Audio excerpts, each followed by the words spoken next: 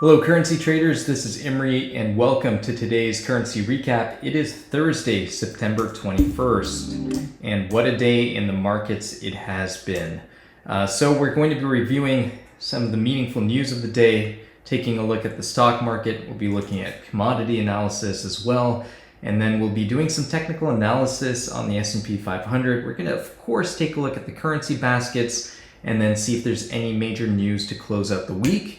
And finally, we're going to be taking a look at some potential trading setups. In this currency recap, we'll be using some advanced technical analysis. We believe technical analysis is the fundamental skill for every profitable currency trader. Maverick Currencies is currently hiring serious technical traders for a trader position. Traders will trade firm capital and keep 70 to 80% of the profits. If you're a technical trader with a technically based trading system, we want to meet you. Click the application link in the description below this video. Now let's break down today's market action. So here's the significant news for the day. Treasury yields have hit multi-year highs. I mean, it's quite astounding when you see how far Treasury yields have come since the Fed started this rate hiking cycle, and they don't really show any signs of slowing down. So the market is starting to grapple now with the possibility of higher rates for a much longer time than they had initially hoped. Now, taking a look at the performance of the day here, pretty much everything down across the board. Oil more or less hung in there, but gold, crypto, and stocks all got hit pretty hard. On the currency side of things, the fiat currency side of things, that is, the yen was the clear winner on the day. The dollar, the euro, and the New Zealand dollar somewhat surprisingly holding steady. And then the biggest losers include the Swiss franc, the pound, and the Aussie. So when I see this disbursement in performance where we don't traditionally see risk-on, risk-off dichotomies, I mean, other than what we've seen in the yen, it tells me that something's got to give sooner or later. And if we continue to have risk-off sentiment, I really would expect the yen and the US dollar to outperform against pretty much everything else. The question really is which currencies between the Europeans or the commodities are going to suffer more. That remains to be seen. In crypto land, Litecoin pretty much flat as of recording today's market recap. The other major market cap coins that we track, Bitcoin, Bitcoin Cash, and ETH, all down pretty heavily on the day. In terms of the market outlook, we've got a -2 rating here. We're below both moving averages, but the slope is still neutral. And taking a look at this chart at the S&P 500, the parameters that I'm working with are pretty clear. 43.37 is a key level. We're pretty much right on it. I think we actually went through it at the last couple of minutes of the close. So that now puts 41.95 in focus. That's the next key downside level to be working with. If we continue breaking lower, then we will see a bearish moving average crossover eventually. What's interesting is that we have this blue upward sloping trend line, which is very obvious, and that comes in right around 42.50 right now, a little bit above that key level. So I think unless we get a very, I don't think there's any way we can test that key level without cracking the trend line first. So it'll be interesting to see how much significance the market is going to put on this upward sloping trend line. That remains to be seen, of course. In terms of news for the day, well, unemployment claims came in lower than expected. The central banks are in a fascinating stage right now. I mean, we see what happened with the Bank of England today, the bank rate votes, right? So that's very, very interesting. I suspect that we're going to see central banks more or less get on the same page, although at varying degrees within their own rate hiking cycles. But I think that same page is likely going to stray away from overly accommodative policy.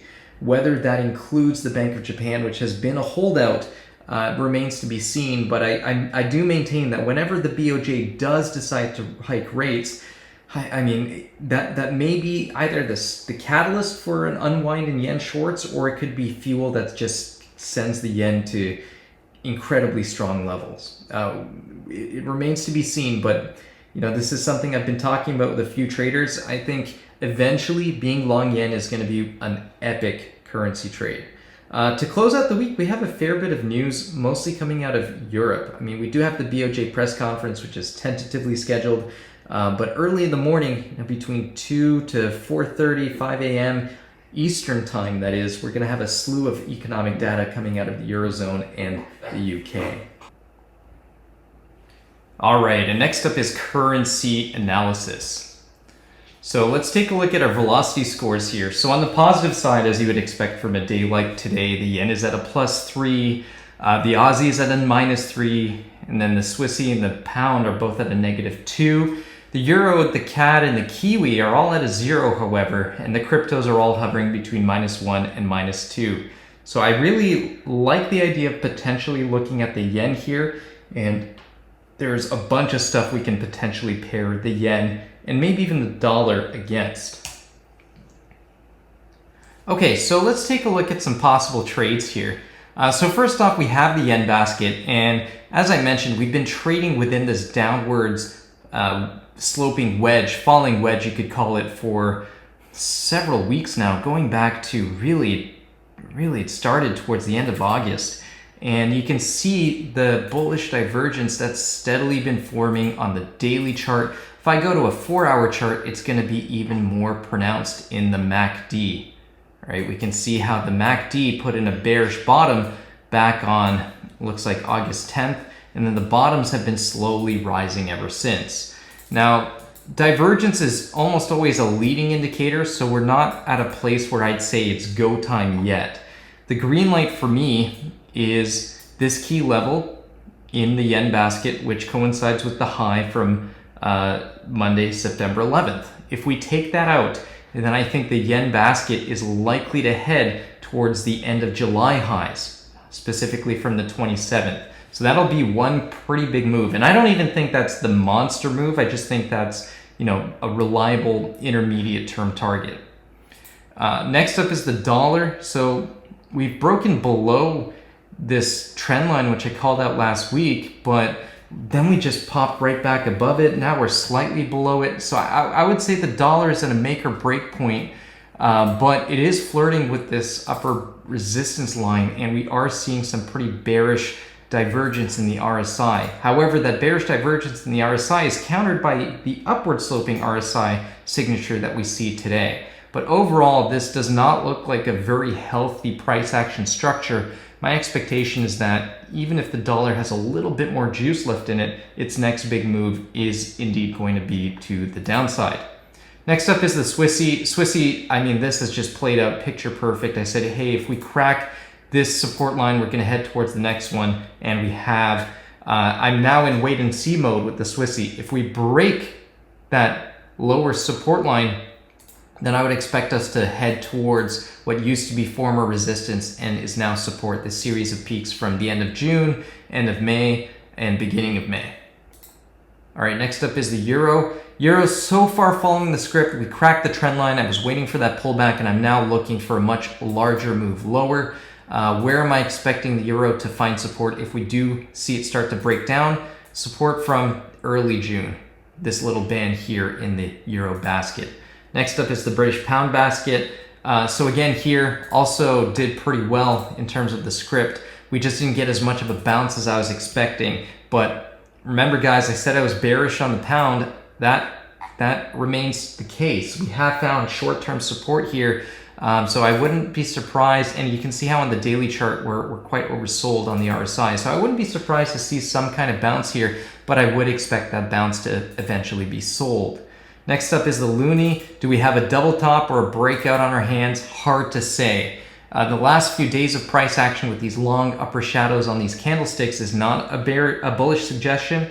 On the other hand, we have broken above the highs from the end of June. So it's make or break time for the Canadian dollar. Very similar setup to what I see in the US dollar. Wait and see. Could go either way. I'm leaning bearish on both.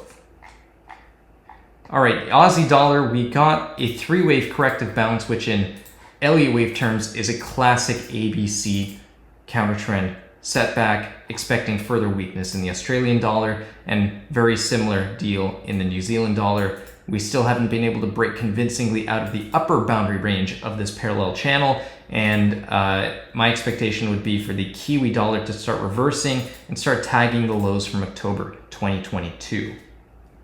All right, that's it for potential trades. So in conclusion, just continue playing relative strength and weakness always. That is one of the most important factors to take into consideration if you want good currency trades over the long term. And what follows from that, of course, is proper position sizing and adhering to your trading plan at all times. All right, that's it for me, traders. Looking forward to seeing you next week. Happy trading. Bye for now.